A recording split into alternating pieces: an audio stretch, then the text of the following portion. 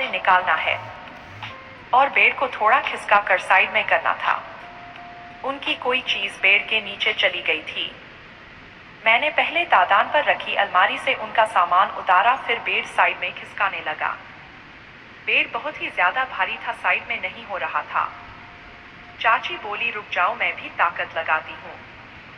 फिर चाची भी मेरे साथ जोर लगाया, तब भी नहीं हुआ। तो चाची बोली, सुनो नितिन, तुम बेड के कोने वाले हिस्से को साइड में कर दो तो उतने में ही मेरा काम हो जाएगा। मैंने फिर से ट्राई किया मगर नहीं हुआ।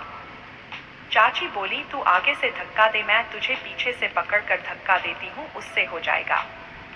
तब चाची ने मेरी कमर को पहले पकड़ा और धक्का लगाया मगर नहीं हुआ।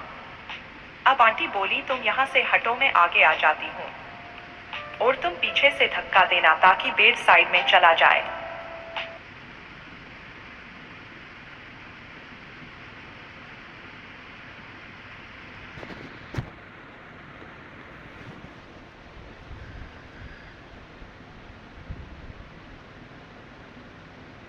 मैंने वैसे ही किया, लेकिन बेड टस से मस ना हुआ। चाची बोली, अरे नितिन, जैसे मैंने तुझे पकड़ा था वैसे पकड़ो, जिससे बेड शायद सरक जाएगा। चाची को भी सब समझ आ रहा था, पर वो बस स्माइल दे रही थी।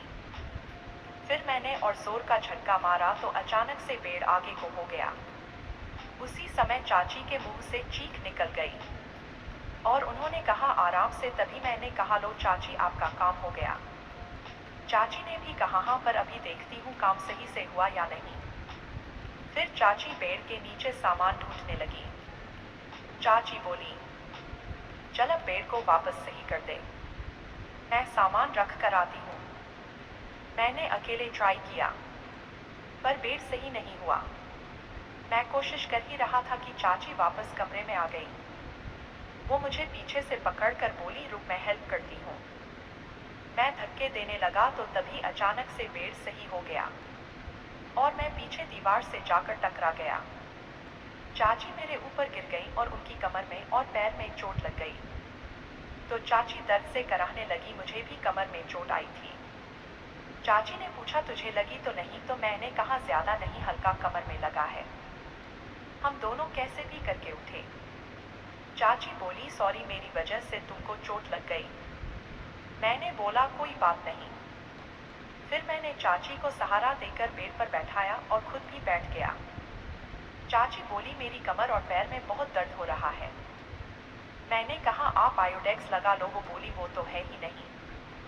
मैंने कहा, कोई दर्द की गोली हो तो वो खा लो। वो भी नहीं थी। मैंने कहा, मैं अपने रूम में चेक करके आता हूँ। वे बोली, हाँ जल्दी जा, दर्द बहुत ज्यादा हो रहा है। मैं कैसे भी करके अपने कमरे में गया, पर मेरे रूम में भी दवा नहीं थी।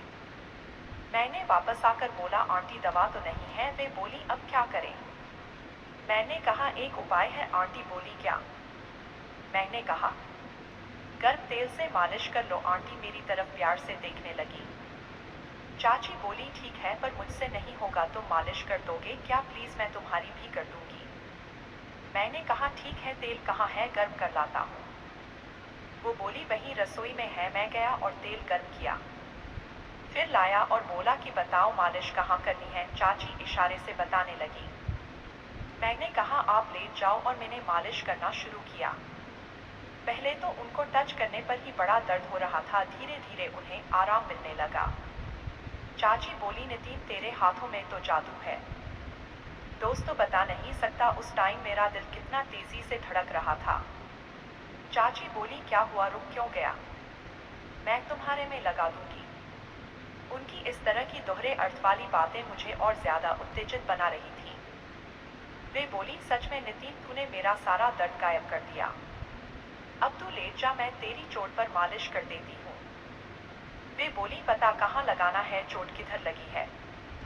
मैंने दिखा दिया। कुछ देर बाद फिर वो बोली, लो, हो गई मालिश, अब कपड़े पहन लो। चाची खड़ी हुई और बोली कि 8 बज गए हैं, मैं खाना बना लेती हूँ, तू फ्रेश हो जा। फिर हम दोनों ने खाना खाया। रात के 10 बज गए थे। मैं चाची से कहकर सोने जाने लगा। चाची बोली, अरे आज यहीं रुक जाना, मेरी कमर में थोड़ा दर्द होने लगा है, तू मालिश कर देगा तो सही हो जाएगा। मैंने कहा हाँ ठीक है। अब हम दोनों बेडरूम में आ गए। आंटी बोली सुनना नितिन, तेरे हाथों में ना जादू है। चाची बोली मुझे बड़ी नींद आ रही है। वे हंसने लगी और उन्होंने अपनी आंखें बंद कर ली। मैं सोचने लगा कि आंटी की हाँ समझूं या ना। अब चाची बोली नितिन, आज तुमने मेरी जिंदगी की वो खुशी दी जो मुझे आज तक नहीं मिली थी। इसी तरह हमारी दोस्ती की शुरुआत हुई।